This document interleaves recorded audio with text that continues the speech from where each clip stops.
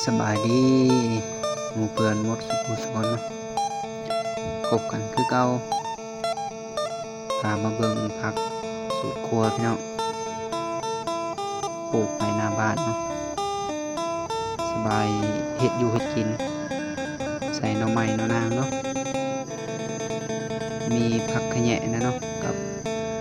ผักอีตูเนาะผักใบแมงลักก็มีผักหอมเสริมผักหอมลาบเนาะพี่น้องเนาะผักชีฝรั่ง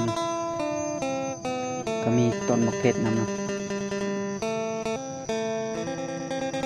ต้นมะเขือก็กำลังงามกำลังออกดอกเนาะ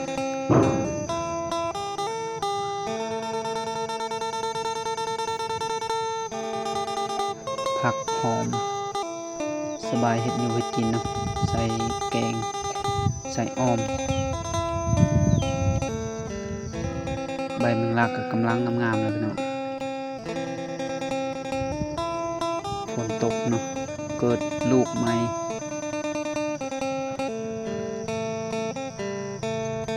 เบี้ยมันก็ลายเบี้ยมันเกิดลายพี่น้อง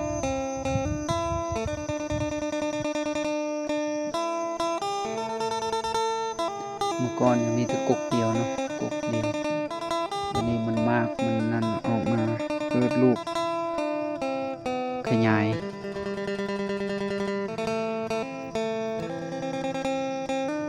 หัวสิไข่ก็มีนะพี่น้องเนาะ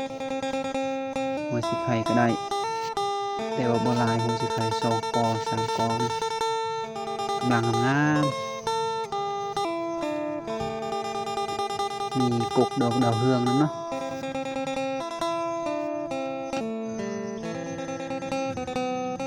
ทุกสิ่งทุกอย่างปลอดสารพิษนะพี่น้องผักปลูกเองกินเองนะ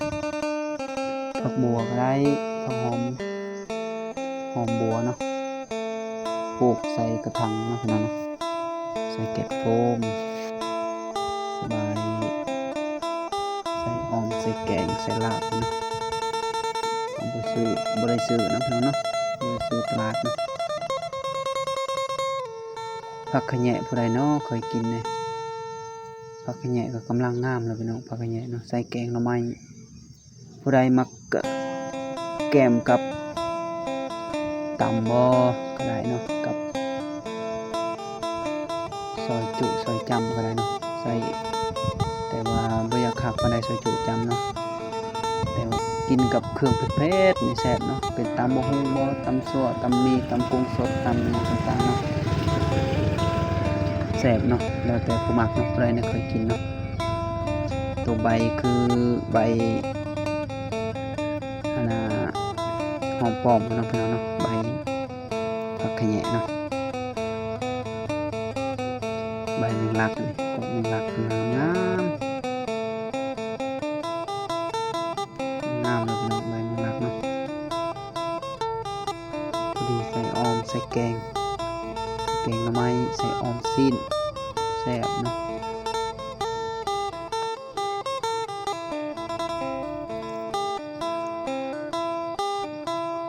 ปลูกเองทั้งหมดเนาะพี่น้องเนาะปลูกเองเฮ็ดนาน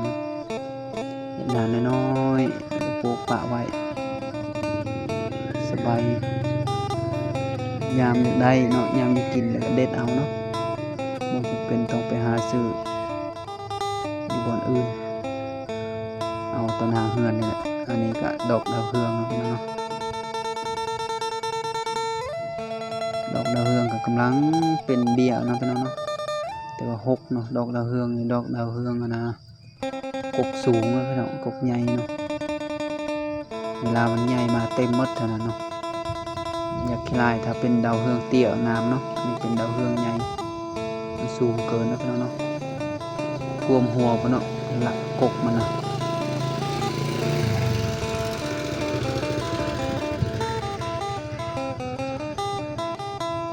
กกมันใหญ่เพราะดอกดาวเรืองนี่มันจะตัดทิ่มน้ำเนาะใหญ่มากกับไฟในกามันก็เอามากเนาะ